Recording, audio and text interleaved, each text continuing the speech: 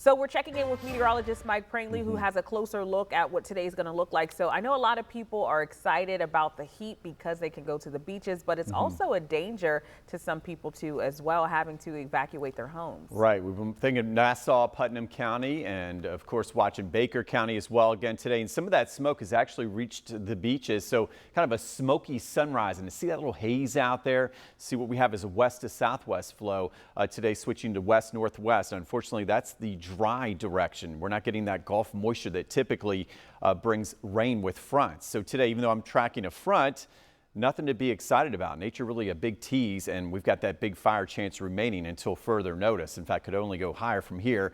So as we go out to the beach, best beach time would be this morning, and look for those extra dazzling sunrises and sunsets, but that's not good news. That means, yes, the fire season's really kicking up and the drought goes on. So I want to thank Wayne for this First Coast News Weather Watcher picture here.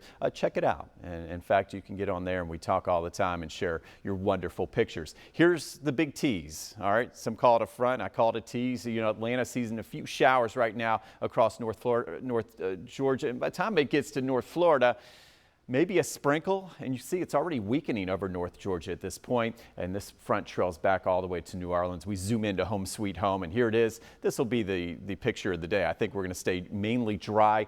I'm pulling up as many different models as I can to try to find rain, and they're all green. It's going to be tough to find, so you need the glasses maybe to see this at home. Maybe a brief shower sprinkle between 2 and 6 o'clock. This is mainly cloud cover. That's what we're going to expect. So more of a cloudy afternoon, hazy, and maybe a little hazy sun, but overall temperatures much cooler into the 80s. And then tomorrow we're talking about that northeast wind really kicking in. So you saw those highs of just 75 degrees for tomorrow, and there it is. And we're talking about clear skies. But the problem is this: the wind is going to pick up behind the front. So you can see the wind really picking up, and you see the blue shading and the yellow here out of the north and the northeast. So today we're starting to see that flow out of the west northwest 10 to 20 pick up. So again, that fire risk could even be a little higher today, especially as we finish our Sunday. And then tomorrow, unfortunately, pretty much the highest of the entire season. You see that northeast wind 15 to 25 miles per hour really whipping up, and it's whipping in this very dry, it looks like a desert over us, doesn't it? This is the drier in the atmosphere,